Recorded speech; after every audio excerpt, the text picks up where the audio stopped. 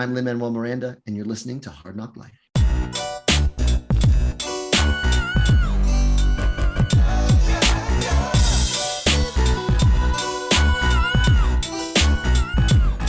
Well, it's the NOC in full color, you see me? The Hard Knock Life. Comics, movies, and TV, yo. Pop culture with a different perspective. Watch it on your screen. Welcome to Hard Knock Life. I'm Din Keith Chow.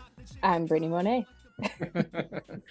This is the way. Britney, how you doing? I'm good. Anyone who follows my Instagram saw that I went to a You were at concert. some concerts, right? Yeah.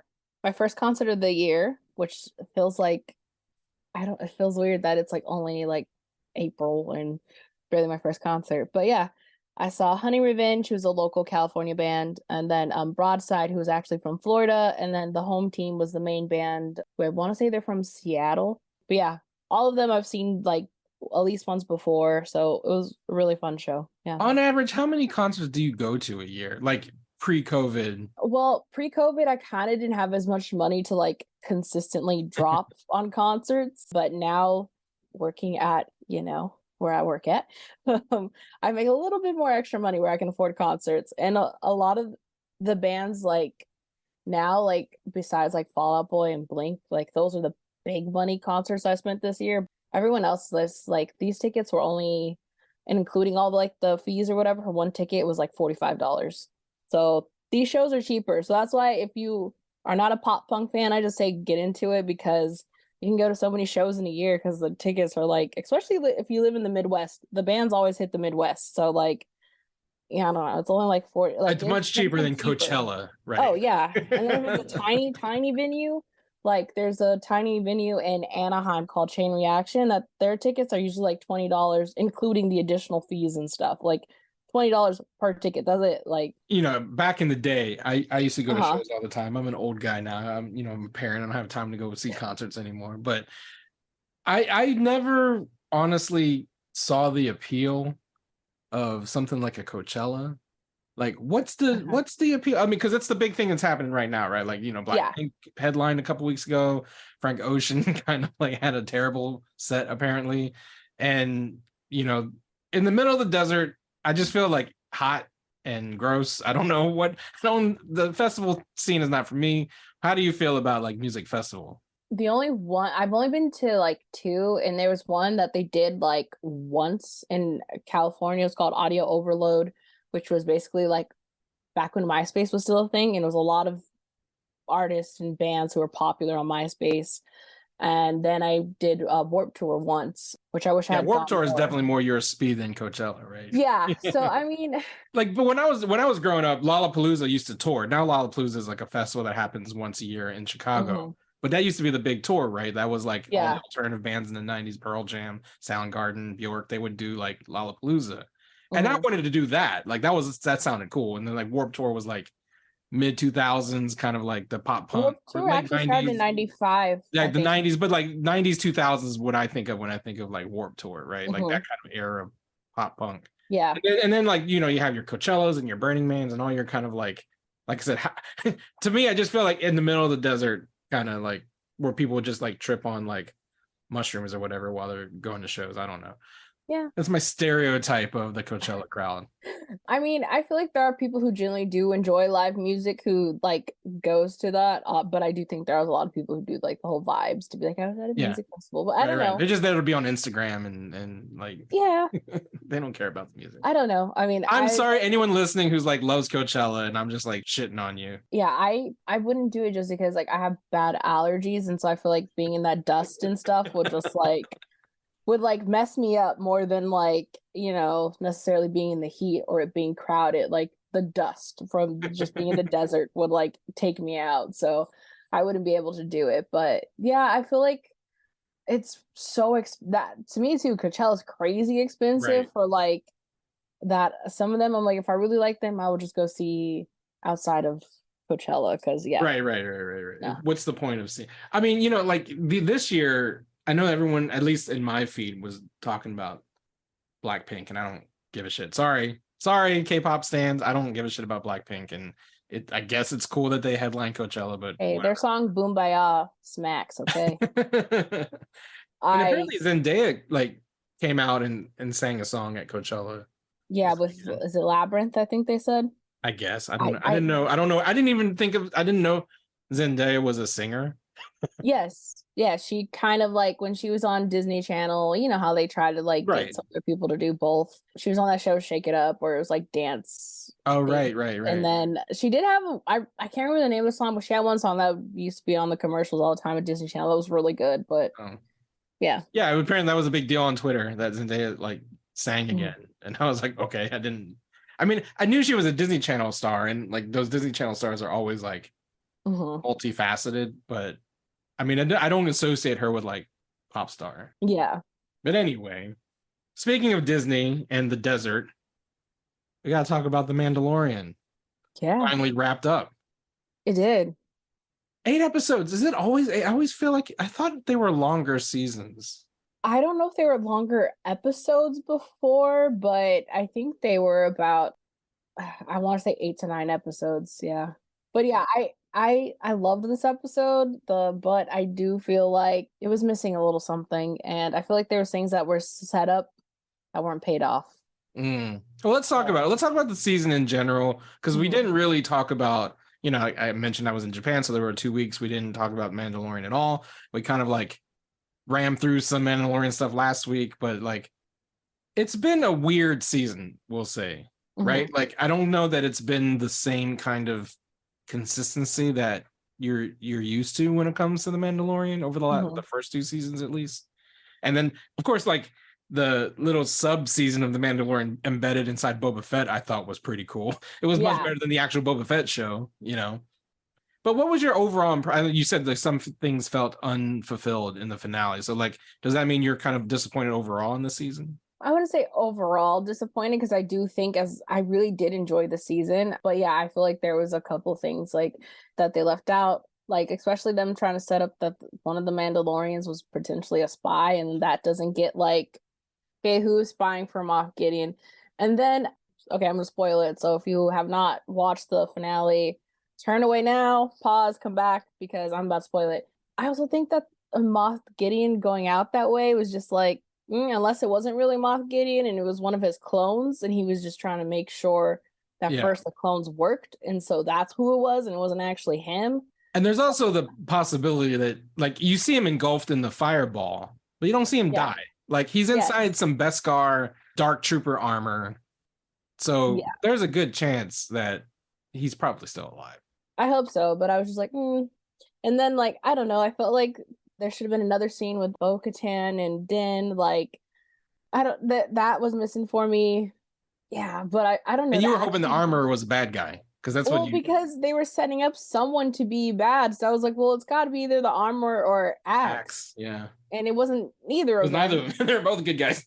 So, or she was pretty badass with like hitting people with the hammer when she was flying around. That was pretty cool. oh yes, that was cool. I like that whole shot of her and then Bo-Katan with the dark saber, and then Yeah. they destroyed the dark saber. Yeah. Oh my gosh, yeah. That was a big deal. They destroyed the Darksaber. Yeah. And they reunited Mandalore. Like that. It is. Here's the thing. So the episode, the season ends with Mhm. the unification of Mandalore, which I think anyone who's watched Rebels or Clone Wars, or you know, even like 5-year-olds who saw Return of the Jedi for the first time, you know, 40 years ago and said, damn, that Boba Fett character is pretty cool. Like we've always thought about like Mhm. what's the Mandalorian kind of mythology. Mhm. And of course, you know, Clone Wars expanded it for the first time outside of like, you know, comics and legend novels or whatever. But, you know, the thing about Mandalore it was constant civil war, it was destroyed, and it would never rise again. And the season ends with Bo-Katan reigniting the Great Forge of Mandalore Mhm. with an actual mythosaur underneath the ground, like saying, "Yep, we're back." And here's the thing that I wonder about: if Mandalore is one of the most influential planets in Star Wars like history, Mhm. and, you know, Clone Wars talks about just how important they are. Where the fuck are they during the sequels then? So what happens between, maybe that's what Dave Filoni's movie is about, but what happens between the end of The Mandalorian and the beginning of Force Awakens where like you don't hear about Mandalore at all? in the sequel. Yeah, unless since they knew that they were developing the Mandalorian, maybe they were told to like leave some of the Mandalorian stuff out, because sometimes that is like, corporate like protocol stuff. That's when it turns into the film business, because then they're like, well, this is the mandates you got to follow. So it could have been something like that, or like they just I don't know. I mean, honestly, I wonder what the timeline is though, because like I don't think the Mandalorian was in development in like 2014, 2015. Like, that's like Force Awakens was Star Wars' great return to the consciousness, right? Because there was nothing since Revenge of the Sith, and not live action, I mean, right? Like it was all the animated stuff, but like live action, it was Force Awakens was their first return, and Force Awakens had no connection to Dave Filoni or any of the folks that ran the animated stuff. It was just, it was all J.J. Abrams, you know, from top to bottom, and so that's probably another reason why like there was no Mandalorian. I mean, I'm a great defender of most of the sequels, but I will also admit that like I don't think J.J. Abrams was thinking about like how does this fit into like the overall lore of Star Wars, right? Because it was basically like, what if Rebellion versus Empire? And it's like, wait a minute, Return of the Jedi said something that there's no more empires. Like, oh, what if they're back? And that was pretty much it. Somehow Palpatine returned, and they're like Mandalorian is kind of taking it on its own to be like, well, let's try to like figure out how we got there, and of course all the books and things. But it's just weird that like Mandalore is back, and it's kind of cool, but it's also like, where are they going with that? Yeah, maybe with the new sequel movie that it's going to answer some of those questions. I don't know. There's rumors going around that John Boyega is coming back, but again, they're rumors. But I would love to see him back and actually be a Jedi. But yeah, I don't know what's gonna happen with Mandalore in terms of the post sequel or the sequel world or whatever. Like I don't know. Yeah. But I will say that I do think Grogu might be the one to end up riding a mythosaur. Well, he may be the leader of Mandalore by the time the Rey's movie comes out. Yeah. Like that's what I want to see. I want to see Grogu in his little battle. But wait, he would probably be like, he's still not old enough. He's still a little kid. In terms of his age, of like the way that his race ages, he's probably still too young. Like, so yeah, but that'd be interesting. Because Grogu's like 50, right? So by the time, he's probably like 55 now, in the timeline. So and then Rey's movie's 15 years post Rise of Skywalker, so that's probably let's say 25 years out from Mandalorian. So he's still only like 80 years old, and in Yoda terms, that's still a baby. So maybe he won't. Yeah. Well, he can communicate much better now. He can say yes, yes, yes, yes, no, no, no, no. The whole thing was funny to me though. The yes, yes, no, no, no. IG-12. Yeah. But IG-11's back now. That was another cool thing at the end of it. So speaking of the Mandalorian's ending, like they said a Mandalore, but they also kind of like revert back to the original premise of the Mandalorian, where Din and Grogu aren't part of, like, they're not Forrest Gump anymore. If you remember last week on the pod, I said basically Din Djarin is Forrest Gump because he just ends up in the presence of like all these important historical figures like Luke Skywalker, Ahsoka Tano, Bo-Katan. Like he's just there. And he doesn't know what's going on, but he's just there. And now the show ends with him and Grogu living in a house on Navarro. And he's going to be a bounty hunter again, except now he's going to be a bounty hunter for Carson Teva. Yeah, which I don't know if that's going to be the, like, because you know how they were going to do the Rangers of the New Republic. I don't know if, because they said season 4 is already written, so I don't know if they have taken what they already wrote for Rangers of the New Republic and readjusted it to be now like Mandalorian season 4. So that's my only thing is like, I don't know. I just hope it still feels like the Mandalorian. Like the Mandalorian, yeah, not like you could tell that, oh yeah, they took, what was supposed to be Gina's show, and well, yeah, it's a good thing she's not doing the show anymore. And I'm all for more Carson Teva because me too. Like I have no problem with him at all. I think he's great, but I just hope that it doesn't, go too far off from what the Mandalorian is. Yeah, and if there's anything that's like kind of cool about Mandalorian and how it does set up the sequels. It does show that the New Republic is kind of feckless, right? Like they Oh suck. They yeah, suck a lot.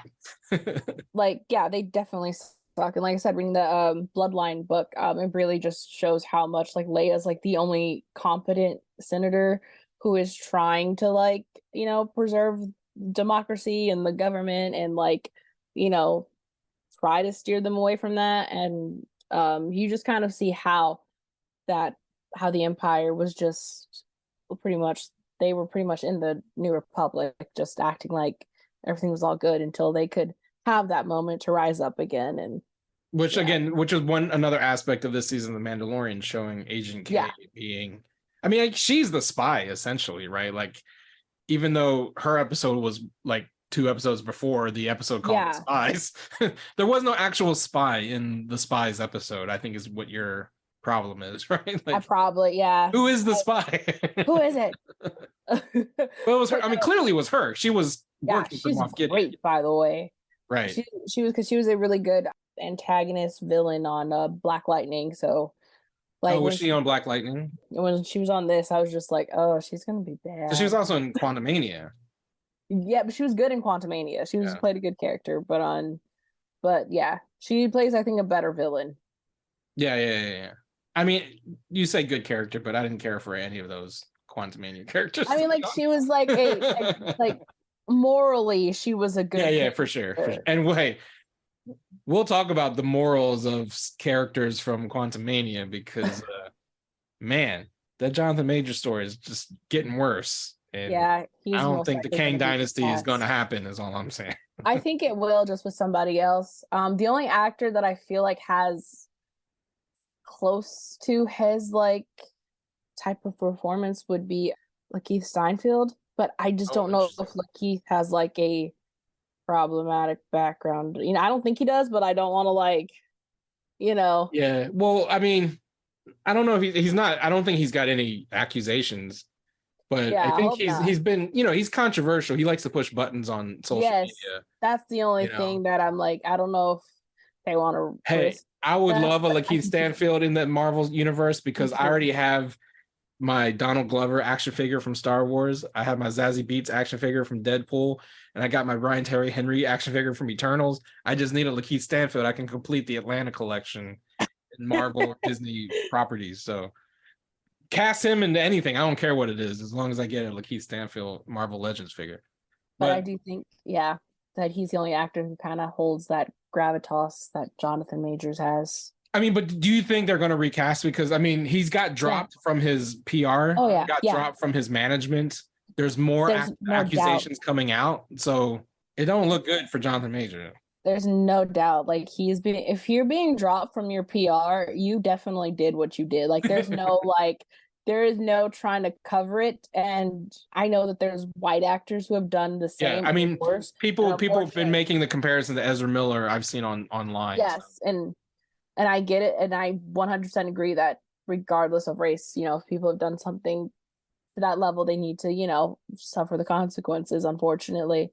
But yes, we know that, because Jonathan is a Black man, he is having a more quicker and swifter reaction, but he did what he did, so he's definitely being dropped. Like, you know. And just, you know, Marvel staked its entire Phase 5 on that dude. Oh, they might have to drop Steven Yeun now, too. Well, yeah, Beef is we haven't talked about Beef on the show. I haven't actually seen it. I watched the first episode. I watched the first, I want to say 3.5. I really liked it, and I was going to get back to it, and then all of that came out. I mean, David Cho, I mean, we're talking about The Mandalorian. David Cho was on The Mandalorian in season 2. So, like, David Cho has been around and with his problematic background, you know, but I didn't get the hype because I hadn't seen it. I heard people talking about how great the show was. I watched the first episode. I thought it was all right. I didn't love it. I don't know why people were like head over heels for the show. Again, I only saw the first one. But I mean, here's the thing too. Dirty little secret. Steven Yeun and David Cho are friends. People are like, why didn't he call him? I mean, they're buddies. Like, they've been doing stuff together for a long time. And, you know, that's just how the cookie crumbles, I guess. Yeah, I mean, I think that we should start being in a place where we can say like our friends did something shitty. We can still love our friend and be there for them, but still be like, hey, you did hurt people and you're, sorry, but you might have to take accountability for your actions. Like, I think we need to be better at like holding our friends accountable, but also still like trying, I guess, to be there for them. I don't know. It's a messy situation, but like, yeah. Yeah, and I think the thing is too, like, people have to understand that like it's a different world now. What you thought was like edgy and funny in 2014,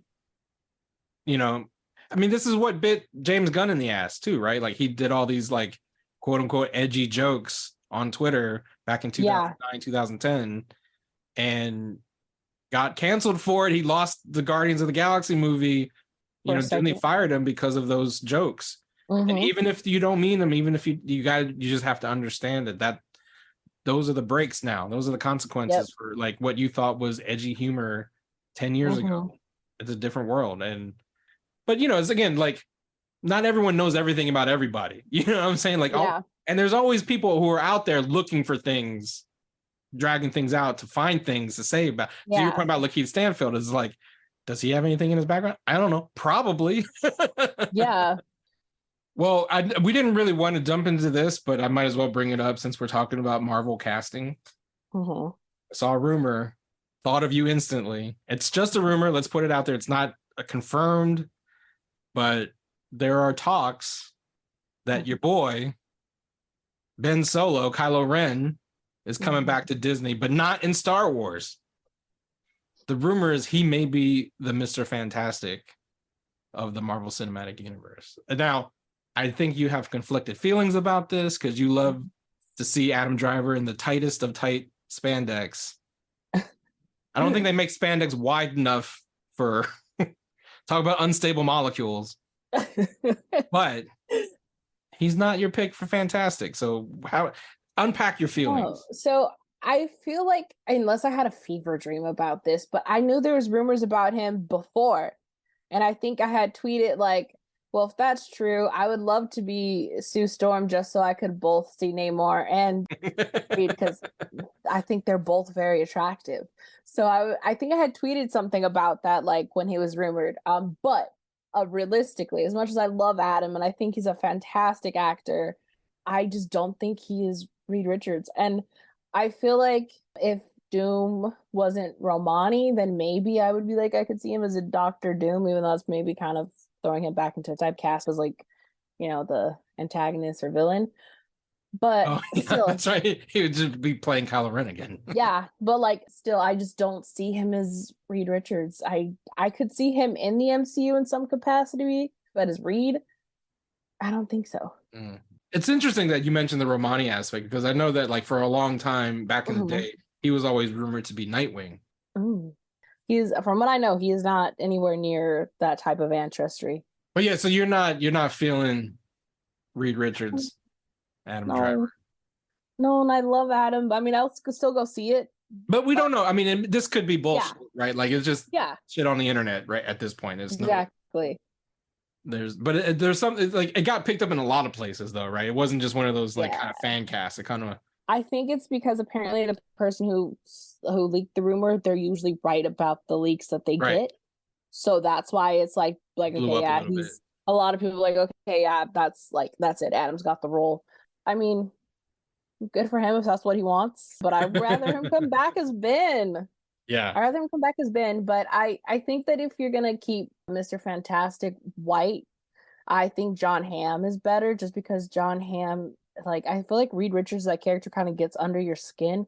And every time I see John Hamm, I'm like, oh, I'm gonna sock him one day. I think I always picture Reed older too. Like he always seems to be someone who should be in his like Robert Downey Jr. as Iron Man, like much older than everybody else. I don't see him. I know Adam's in his like 40s now, I think, right? Like early 30s. Yeah, he's like 39, 40. So like he's not young. I mean, it's funny, right? Like when James Gunn was like, Henry Cavill's too old to be my young Superman. I'm like, that dude's the same age as Robert Pattinson. and R. Pats is playing young Batman, so whatever. Anyway. But with Reed, I just like maybe it's the gray temples. You know, I just Uh-huh. picture someone who's like much more mature, much older, even though he's like annoying as shit. He's a lot older than like everyone else. Yeah, I think also Adam is one of those few white people who actually look younger for their age. Yeah. Because I wouldn't think that he was almost 40. Right. I mean, that's why he works so well as Kylo Ren, right? Like, because Kylo Yeah. Ren's kind of like a bitchy little Darth Vader. Like, what if Darth Vader was an annoying little brat, kind of, especially in that first movie? Well, I mean, technically, He Darth Vader wasn't. He was an annoying little brat. So yeah, he definitely gives off younger vibes. But anyway, who knows? He may not be. Who knows what's going to happen with the Marvel Cinematic Universe? They may be going to shit. For what we know. I think they are struggling because they never do fan screenings, and apparently they are doing fan screenings for Guardians of the Galaxy. So just to get the hype up, like people, please love our movies. Yeah, the last several movies really damaged. I think there's I don't know, but I'm obviously going to be seeing Guardians. I just don't know if I'm seeing it the Friday or Saturday, but I will see it before we do our podcast. Yeah, I was going to say, well, you better watch it before we record. But anyway, well, any final thoughts on any of the Marvel stuff we talked about? Any of the Mandalorian stuff before we take a break? Yeah, and I was going to say, I felt like the way that it ended, that there was no like there was no tie-in to Ahsoka either, because even though I know they're all connected, like I feel like there's no tie-in, so I'm just kind of like, oh, okay. How's it gonna because it ends with Din and Grogu, daddy and son, right? Yeah. Like, just we're gonna chill on this porch, you eat a frog and fade to black, basically was. Yeah, and I was just like, oh, okay. So well, I mean, we'll take a break. When we come back from break, I did want to talk a little bit about another show which ended a while back, but you know, I got all the same feels that I got watching The Mandalorian, and it also starred Pedro Pascal being a dad to a random kid, and draw some parallels between that and The Mandalorian, talk about what's nerd popping, and then that'll be it.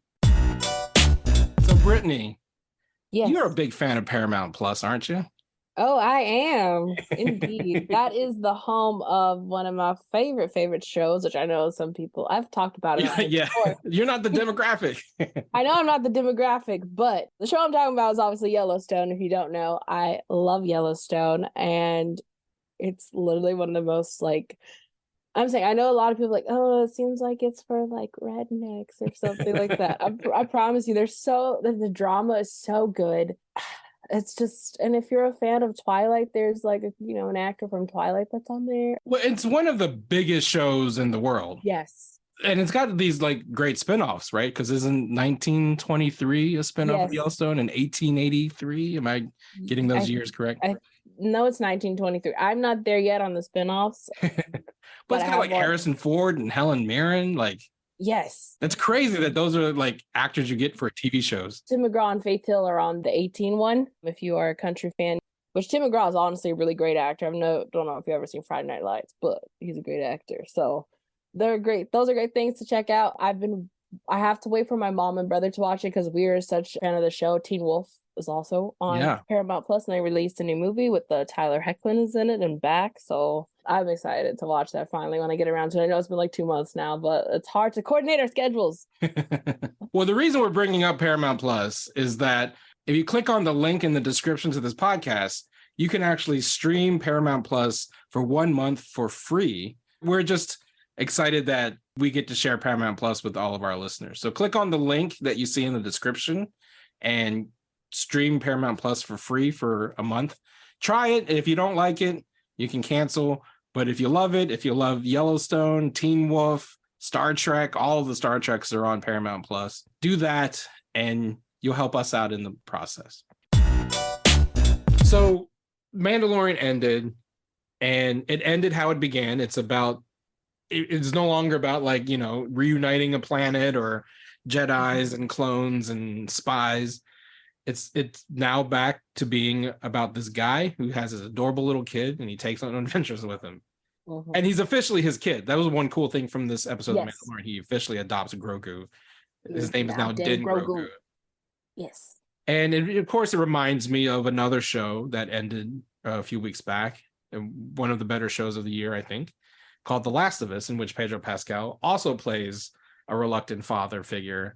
And he's kind of, you were talking about typecasting earlier. Pedro Pascal, I feel like he's being typecast as like daddy, because we mentioned this on the pod a while back. Like, of course, there's The Last of Us. And he was in Spy Kids too as a dad. He was a dad in Spy Kids and Wonder Woman 84. Like his whole story arc was about, finding the love of his kid to be no longer a bad guy anymore, So like, I don't even know if he's got kids, but clearly everyone sees Pedro Pascal as daddy.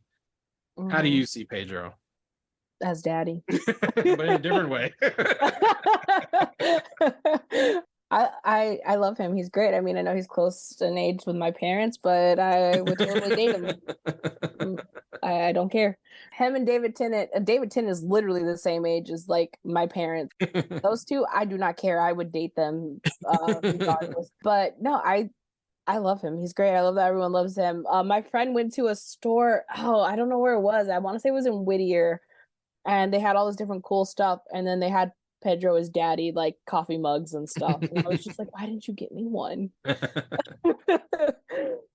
Did you see, like, it was an interview, like a red carpet interview? I forget if it was for Last of Us or for Mandalorian.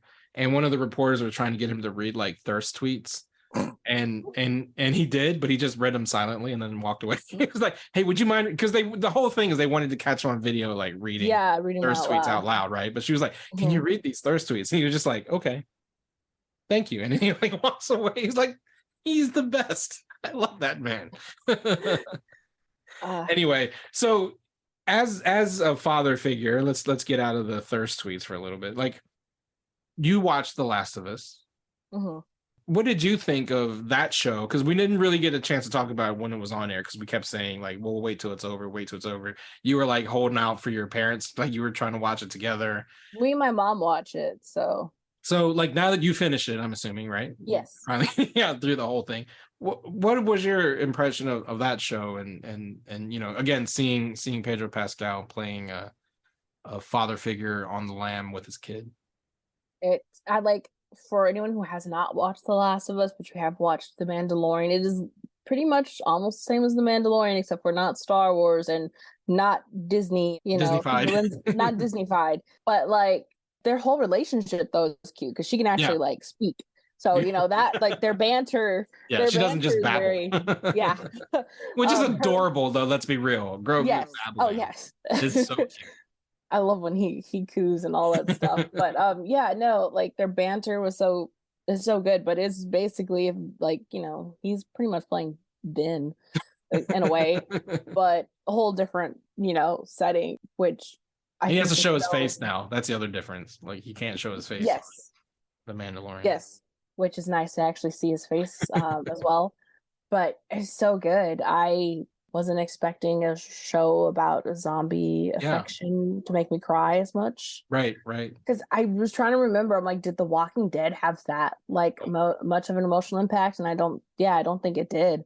And because I think the biggest difference between Last of Us and Walking Dead, because that is the probably the biggest, more so than The Mandalorian, the biggest comparison would be The Walking Dead, right? Because like the vibe is similar, the tone is similar, and the setting, of course, is similar. But to your point, you could go whole episodes, and it was one of the complaints actually from fans, where there were no zombies at all. Yeah. Right. And not even like Walking Dead would have like, maybe not as many zombies, but then the humans would because like that was the whole premise of The Walking Dead. The humans are all shit. Like they're the real bad, like they're the real zombies that you have to be afraid of, like Negan and the governor and all that shit, right? And so like you had these super violent humans, but like there would be episodes of The Last of Us where there are some shitty humans, but like you kind of also feel for them too, or like episode following Henry, and his brother, like Sam, like that, you would have an episode like that, or you'd have the flashback episode to Elle and what's her friend's name? Can't remember her friend's name. But the played by Storm Reed. Yes. Like that, where it was just kind of like there was humanity. The focus was on the humanity. Yes. The Walking Dead focus is on inhumanity. And I think that's the biggest difference. Yeah. Like episode 3 will put you through the emotional ringer. Jesus. Like I was like crying. I'm like, I thought I signed up for zombies and Pedro Pascal, and I'm like crying and yeah, no, but it's such a good show. I loved that they brought in, which I found out kind of a little bit later, people who voiced certain characters on the show were like playing different characters. Like, But I it was think the cool guy- though, because like Ashley Johnson, who plays Ellie in the video game, you Mhm. may remember her from like she was a little kid in Growing Pains, but she was also the waitress that Captain Yes, America saves. that's why I always tell everyone. I'm Yeah. like, that's who Ashley Johnson is. Yeah. She voiced Ellie in the game, and what's cool is she plays her mom Yeah. in the show, and that was like a really cool nod. And some of the actors actually reprised their roles from the game. So like the Marlene is the Marlene from the video game. So which someone who never played the game, I thought that was just kind of cool that they would nod to. Yeah, and then the guy who actually voices Joel in the video game was one of those people where they were eating One of the cannibals. people. Yeah. That was a rough episode. It was really funny though, because I was like, that dude looks crazy familiar, and I kept like, who is this white man? Why does he look familiar? And someone was like, well, did you play the game? And I was like, no. And they were like, right.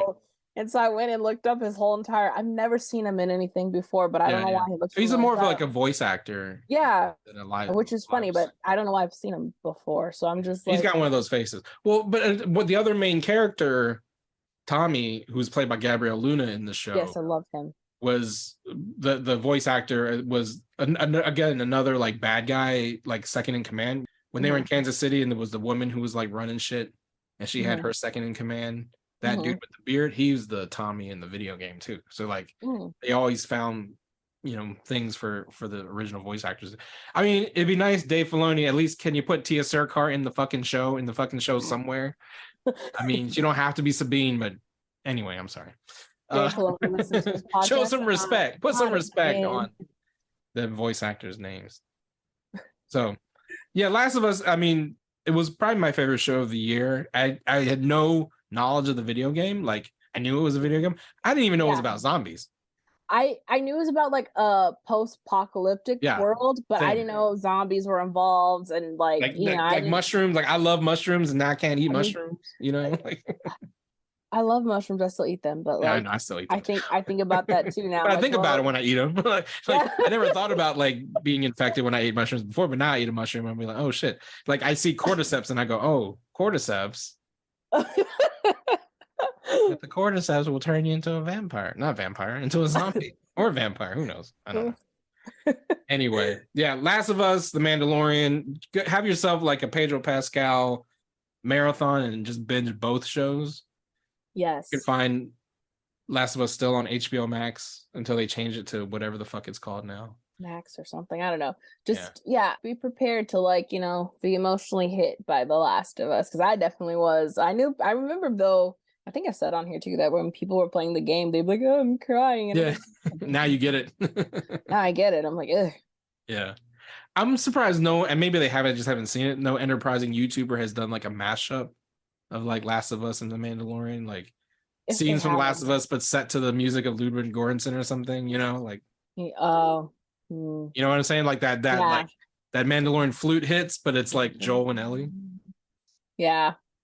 That which Bella's really great too. We got to give Bella. Yeah, Bella. I mean, I forget that they're like Game of Thrones alumni when like because they're so like embodied by the characters that they're playing on this show that it always takes me back. I'm like, oh, that's Oberyn Martell and Lydia Marmont. You know what I mean? Like I don't even think about their past roles when they're interacting, and they're so great together. Yeah, they're really great. Can't wait for season 2. I really like that it also kind of like holds the question of like how far are you willing to go for the person you love, especially if they can be the key to like saving humanity, and like that whole like do you protect the thing you love or do you protect humanity? And I don't know, I really liked it, and it was very good. It is kind of fucked up the choices they make. We won't spoil because if you haven't seen it or played the game, I think it's the discovery is also like what's great about it. Because like I said, I didn't know it was about zombies, and kind of like seeing that and then how they use zombies as kind of metaphor and Yeah. everything like that, I think is really. And I also loved I kind of wish they had maybe one more episode where they did it where they had like the different like specialists talking about like the things Oh and yeah, in the things about it. beginning, right. Yes, I really loved those a lot too. Those were good. Yeah, no, like it's just really well done. It's from the creators of Chernobyl, if you saw that on HBO, and working with the actual creators of the video game. So it's very true to both like the tone of a prestigious HBO show, but also like from what I've seen, again, not playing the game, some scenes pulled directly from the video game and appeasing those fans too. So yeah, definitely Last of Us was one of the best shows on television this year. I think that and Andor are probably my two favorite shows from the year. Oh, yeah. And I guess is Andor considered the same year? When did Andor come out? Was it last year? Was it last year? I don't know. What is time? I just yeah. But I mean, of things I've watched recently, for sure, Andor and Last of Us are probably up there. But anyway, Brittany, what's nerd popping for you? I actually saw Renfield on, what was that? Speaking of Friday? vampires. Yeah, speaking of vampires, I saw Renfield. It's so sad that this is not doing well at the box office because it's such a great movie. Yeah. It's so fun. Nick Cage is Dracula, right? Yes, if you like if you like Nick Cage, if you like Nicholas Hoult, especially if you like Nicholas Hoult in Warm Bodies, because I love that movie, you will definitely like Renfield. It is a little bit gory if you are not like okay with, gory-ness. It's pretty gory, but it's really fun. I loved it. I kind of hope they figure out how to do another movie in that. I don't know. They don't have to do another movie, but like I enjoyed it. I thought it was a lot of fun. It's really sad it's not doing well at the box office. Yeah. Awkwafina's really great in it. I like what is his name? John Ralphio from Parks and Shorts. Is that his name? He's in it. He's really good. Like everyone, it was just really fun. I really liked it. I didn't know it says doing really bad at the box office. I didn't. Yeah, it's doing like massively bad. Which I mean, I didn't think, is it that expensive a movie? I didn't think it would needed to be like blockbuster status to. But it's Nicolas Cage. Yeah, but he hasn't. I mean, has Nicolas Cage has been in a blockbuster in a while. I will but it's frustrating because it's really like I feel like the CGI is pretty. Like I felt like the CGI was great. Makeup was great on, especially on Nick Cage, like beautiful makeup. Everyone who's in it is like, I feel like everyone plays their role so well. It's good. It's fun. Like I had no notes for it. I was like, okay, no notes. And yet it's not doing well at the box office. So if you can afford it, go see Renfield because it was really good. Nice. Well, for me, before I get to the main thing, I do want to give a shout out because we don't talk about the show anymore. And it's going away. But Titans, to be real, I don't watch it always, but I did see the most recent episode was about Beast Boy kind of traversing what they call the Red, which is this kind of like dimension where all animal spirit superheroes kind of draw their power from. So think of like Beast Boy and Vixen and Bwana Beast. In the most recent episode, Beast Boy and another character named Freedom Beast, who was like a legacy character from Bwana Beast, are talking about being in the Red and everything. And long story short, Beast Boy goes into the Red and in that dimension is able to traverse the multiverse. And we see Grant Gustin's The Flash. We see Zachary Levi's Shazam. We see the Swamp Thing from the canceled Swamp Thing show on DC Universe. We even see Grant Morrison, who was the comic book writer who created the Red and like one of the architects of the DC multiverse, and he's like looking at Beast Boy and Beast Boy's looking at him, and Grant Morrison says, "Can you see me?" and then it flashes and we see he actually interacts with Stargirl from the CW show, and he sees the cartoon version of Beast Boy from Teen Titans Go. It's like really cool. It's a really cool sequence where like Beast, and shout out to Ryan Potter. He's like one of my favorite dudes, and I'm so happy that like he's Potter. Yeah, on the show. It's again unfortunate the show's ending. But anyway, the coolest thing at the end of the sequence, he says, I need to see my family because apparently this season the Titans are all separated or whatever, but that's not important. What's important is that he finally falls out of the dimension and crash lands into Doom Manor. And I don't know when you dropped off of Titans, but you remember that when they first found Gar, he was living with the Doom Patrol. Yeah. Like his episode was a backdoor pilot for the Doom Patrol. Yes. Before they established the Doom Patrol show was in a different planet than a different universe Mhm. than Titans, which was stupid, but whatever. Yeah. But what's cool about them separating the universes, the Doom Patrol universe and the Teen Titans universe, is that now when Gar lands in Doom Manor in the Teen Titans universe, Mhm. who comes to his side? But Cyborg. Cyborg's on Titans. And he's like Cyborg, because on Doom Patrol, he's given up his cybernetics and he's just like a regular dude. But this is full on Cyborg with the cyborg eye and the cyborg body. And he's like, Gar? And then like anyone who loves the Teen Titans cartoon knows that like Gar and Victor are like best friends. So one of the saddest things about Titans, this TV show, is that they never had Cyborg on the show. How they got Cyborg. So that was really cool. Anyway, that's not what's nerd popping. I'll just get to it real quick. What's nerd popping for me? Again, this is another show I kind of dipped in and out of. I didn't love it, but I will say I got emotional watching the finale, and it was Star Trek Picard season 3 finale. This whole season's been about the reunion of the Next Generation characters, and the finale goes all out, like fan service after fan service. You see the original crew like coming together on the Enterprise D. The Enterprise does some like weird shit because it's like the Enterprise was never that agile as a spaceship, but whatever. It's like they're just trying to like please the fans. And I have to admit, as much as cynical as I am about Star Trek nowadays, and particularly this particular show, I have to say I got swept up in the nostalgia of Star Trek Picard and the Next Generation. So that's what's nerd popping.